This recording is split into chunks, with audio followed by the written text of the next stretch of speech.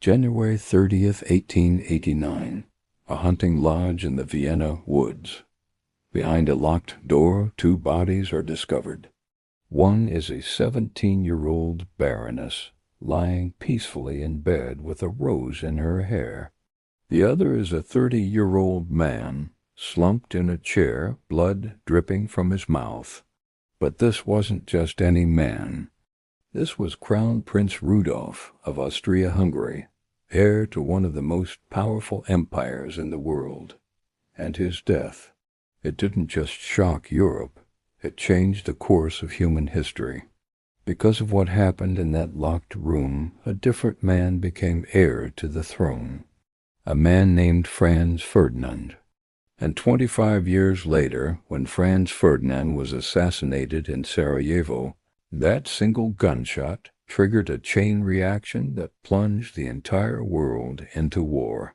World War I, 16 million dead, empires collapsed, maps redrawn, the 20th century forged in blood, all because of one mysterious death in a hunting lodge. But here's what makes this story truly haunting. We still don't know exactly what happened that night. Was it a tragic suicide pact between forbidden lovers? Was it murder disguised as suicide? Or was it something even more sinister, a political assassination covered up by one of the most powerful families in history? The answers were buried, literally and figuratively. Evidence was destroyed, bodies were hidden, lies were told, and for over a century, the truth has remained locked behind that door. This is the story of the Mayerling Incident, and I promise you, it's going to keep you guessing until the very end. Born on August 21st, 1858, Rudolf was the only son of Emperor Franz Joseph and Empress Elizabeth of Austria-Hungary. From the moment he took his first breath, his entire life was planned. He would be emperor. He would rule over 50 million people across a dozen nationalities. He was the future of the Habsburg dynasty, a family that had ruled for over 600 years. But Rudolf wasn't just born into privilege. He was brilliant, genuinely gifted. He spoke multiple languages fluently. He was a naturalist, an ornithologist, and a writer. He traveled to England and became a favorite of Queen Victoria, who admired his liberal views and intellectual curiosity. And that's where the trouble started. You see, Rudolf's father, Emperor Franz Joseph, was the definition of an old-school conservative monarch, rigid, traditional, inflexible. He believed in absolute imperial authority and refused to modernize the empire, even as nationalism and revolution bubbled beneath the surface. Rudolf, he was the opposite. He believed in constitutional monarchy, freedom of the press, and rights for the empire's subject peoples. He wrote anonymous articles for liberal newspapers, criticizing his father's policies. He met secretly with Hungarian nationalists. He was everything his father feared, a reformer, a modernizer, a threat to the old order. Father and son clashed constantly, and the more they fought, the more isolated Rudolf became. But it got worse. In 1881, when Rudolf was 23, his parents arranged his marriage to Princess Stephanie of Belgium. The hope was that marriage would settle him down, give him focus, make him into a proper heir. It did exactly the opposite. Stephanie was everything Rudolf wasn't. Conservative, conventional, uninterested in politics or philosophy. She wanted a traditional royal marriage. He wanted, well, anything else. The marriage was a disaster from day one. Within months, Rudolf was having affairs, lots of them. He became notorious in Vienna for his liaisons with actresses, courtesans, and noblewomen. The rumors were relentless. His health began to deteriorate, partially due to venereal disease, which was slowly destroying his body and intensifying his already fragile mental state. He suffered from debilitating migraines. He couldn't sleep. He became increasingly paranoid and depressed. By his late 20s, photographs show a man who looked decades older than his actual age, haunted, exhausted, desperate. And then, in late 1888, he met Mary Vetsera. Mary Vetsera was 17 years old, beautiful, impulsive, and utterly infatuated with the idea of romance and tragedy. She came from minor nobility, the kind of family that was desperate to climb the social ladder in Vienna's cutthroat aristocratic circles. Her mother, Helene, had herself been one of Rudolf's conquests years earlier. Now, whether intentionally or not, she helped facilitate her daughter's obsession with the crown prince. Mary wrote passionate letters to Rudolf. She pursued him relentlessly. And Rudolf, broken and desperate, saw in her something he'd been searching for, someone who would follow him anywhere, even into death. Because by late 1888, Rudolf had already proposed a suicide pact to another woman, a courtesan named Mizzi Kasper. She refused. She wanted to live, but Mary was different. Mary was young, romantic, and believed that dying for love was the most beautiful thing imaginable. It was a recipe for tragedy. Have you ever heard a real-life royal story so tragic and mysterious it sounds like it was ripped straight from a Shakespearean play? This is the story of the Mayerling Incident, a dark chapter in the history of the Austrian Empire that involves a handsome crown prince, a forbidden love, and a shocking end that still sparks debate today. Our story centers on Crown Prince Rudolf, the only son of Emperor Franz Joseph I and Empress Sissi of Austria. Rudolf was a man ahead of his time, intelligent, liberal-minded, and often at odds with his conservative father. He was groomed from birth to rule a vast empire, but inside he felt trapped. His marriage to Princess Stephanie of Belgium was a political arrangement, cold and unhappy. He craved intellectual freedom, and more than anything, true love. And he found it in the form of a beautiful, vibrant 17-year-old baroness named Mary Vetsera. She was completely infatuated with the charismatic prince, and soon they were entangled in a passionate, secret affair. For Rudolf, Mary was an escape from his gilded cage. For Mary, he was everything. But their love was doomed from the start. A divorce was unthinkable for the heir to the deeply Catholic Habsburg throne. The pressure mounted on Rudolf. His political ideas were rejected, his health was failing, and he saw no future with the woman he loved. Desperate, he even wrote to the Pope asking for his marriage to be annulled, but his plea was denied. He felt cornered with no way out. Then came the cold winter morning of January 30th, 1889. The setting, a remote imperial hunting lodge called Mayerling, deep in the Vienna woods. The prince's valet broke down his bedroom door, only to discover a horrifying scene. Crown Prince Rudolf and Baroness Mary Vetsera were both dead. The official story released by the palace was that the 30-year-old prince had died of a heart attack. But the truth couldn't be contained for long. Whispers turned into headlines. The story changed. It was a murder-suicide. The official narrative claimed that a depressed and desperate Rudolf had shot his young lover before turning the gun on himself. This explanation was meant to close the book on the tragedy, but it only opened a Pandora's box of questions. Why would he do it?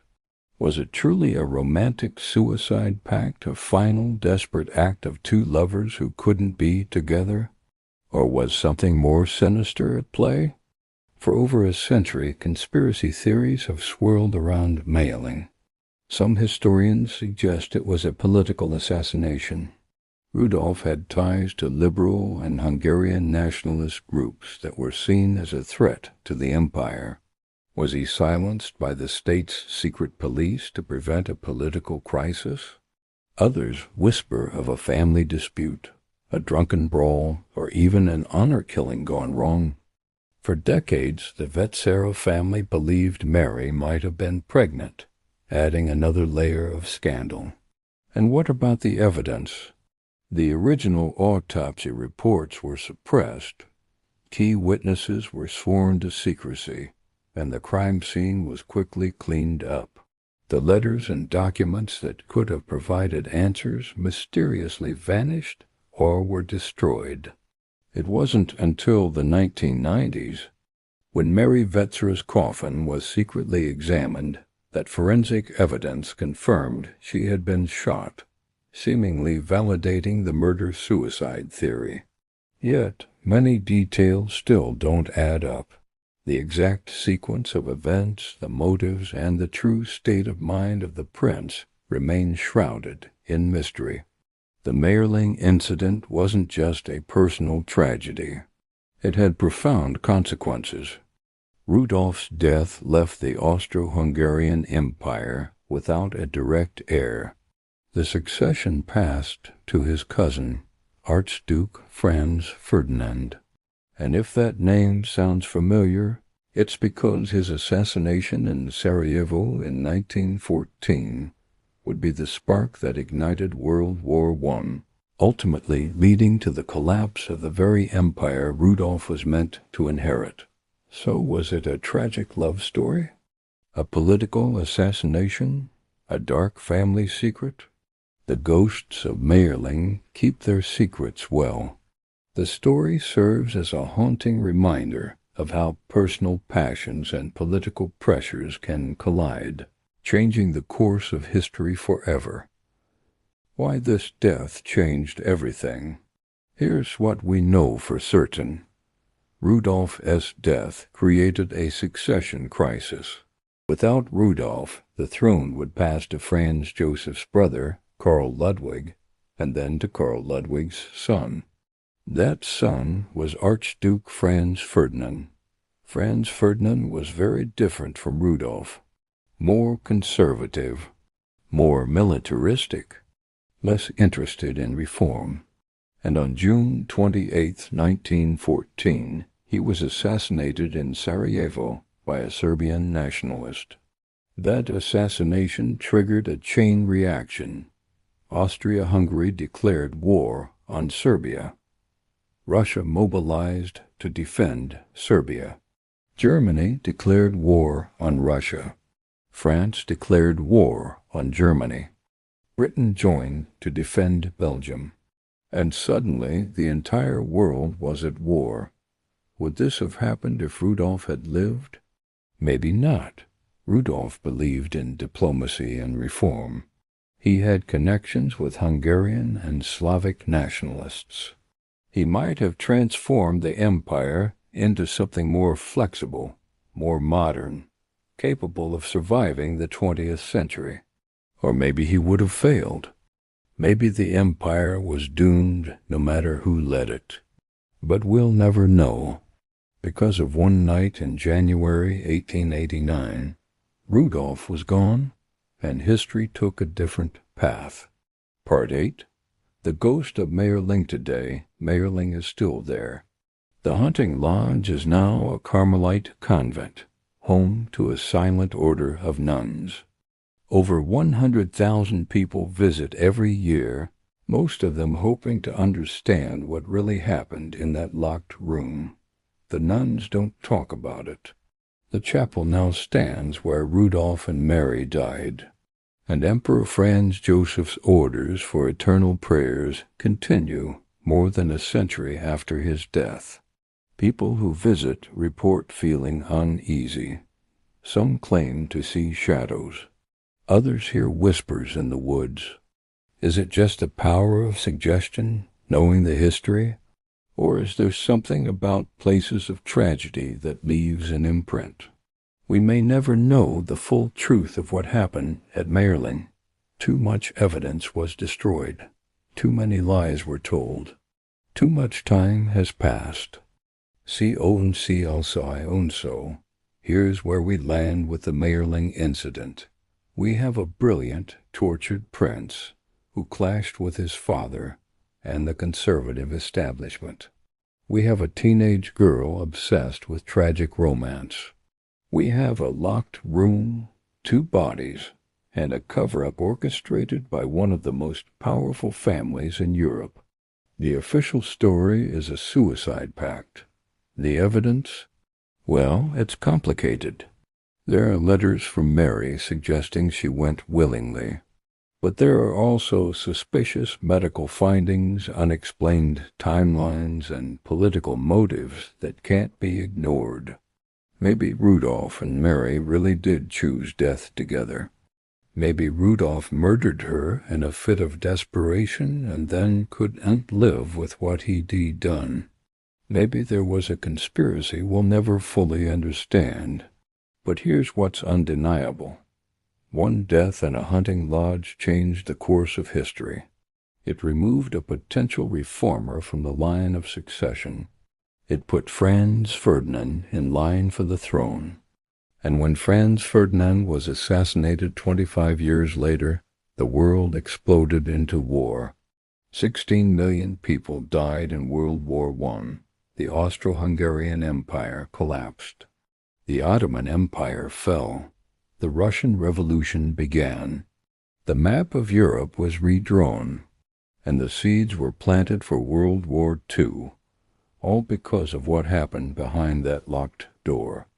The Mayerling Incident reminds us that history isn't just about big armies and grand strategies. Sometimes it's about intimate tragedies, personal demons, forbidden love, and bad decisions made in the darkness. One mysterious death altered the fate of an entire empire, and the ripples of that death are still being felt today. So what do you think really happened at Mayerling? Was it love, murder, or conspiracy? Drop your theories in the comments. I genuinely want to know what you believe after hearing this story.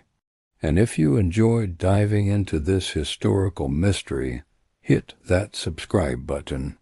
We're uncovering the hidden stories, the unsolved cases, and the moments that changed everything. There's so much more to explore, and I want you here for all of it. Thanks for watching. And remember, sometimes the most important moments in history happen in the smallest rooms behind locked doors where no one else can see. Stay curious, stay skeptical, and never stop questioning the official story.